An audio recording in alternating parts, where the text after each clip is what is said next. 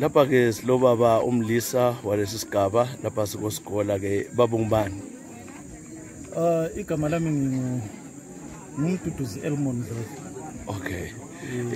Lapha ke mlisa sibonile abantwana uthi abafunde kubona abazali laba ababisa izinto, uthini ebantwaneni ngento le? Ngithanda ukubonga kakhulu ngalento eyenziwe ngabantwana besigaba abangaphandle kwelizwe ngokunanzelela isikolo sethu ukuthi siphansi kangakanani la ngemfundo. Sizama ukukhangela ukuthi sibona ngathi siphansi kwezinye izikolo ngenxa yokuthi kuyashoda ebazalini ukuthi babathengele izinto ezinjengamabhuku, babathengele izinto ezinjengamapheni. Kwesinye isikhathi kube nzima ukubabhadalela wona ama-fees, kulabanye okuba nzima ukuthi bababhadalele ama-fees.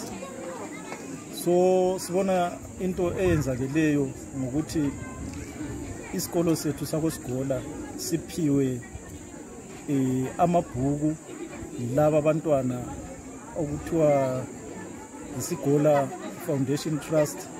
Siphinde sibonge lo dadewethu uSesulelo odonate amakhompyutha angu-5 esikolo sakoSigola, ngoba isikolo lesimbona asikaze sinikezwe amakhompyutha, asikaze sibe lamakhompyutha vele. So kuthi ukuthi sisemuva kakhulu. Ikhompyutha ebesilayo ngizwa kuthiwa besile khompyutha yona, kodwa namhlanje samukela amakhompyutha amanye angu-5 ngenxa yomunye umntanethu ose-UK.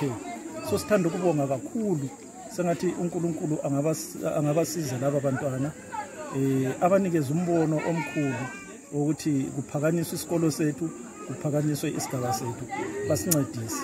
Siyafisa lathi sibule ukubona i-development entweni eziningi, okunye kuyasehlula la ngendlela i-economy yethu eyiyo yona elizweni. Abadala uqiniso bazwela ukuthi baza kwenelisa yini okuyizinto njengabo. Ukwakhuluma amazwe aqathe kakhulu ukuthi abantu la sezaphandle bangabuyi ungani bazombuluzela abanye ngokuthi balezimota balalokhu, kodwa bazama ukuthi baphakamisa isigaba sabaphakamisa izingane ezingela hlobo ezingaphandle kwelizwe. Lokho sibanda siyakubona kakhulu ngokuhlala kwethu sikhona. Nxa ngingatsho akula muzi ongela mntwana o-out of the country.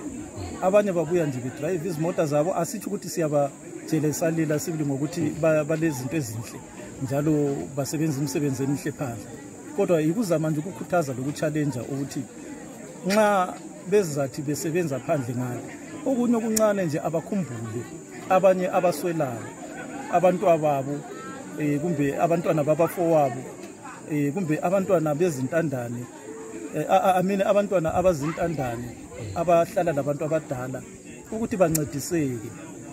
Lokho bekuyikukhuluma kungayisikho okokuthi nyabasola. No. Siyabonga sibonisana ukuthi uNkulunkulu babusisile, abathi bangabusiswa labo abacabanga ukubusisa abanye. Siyabonga kakhulu. Siyabonga.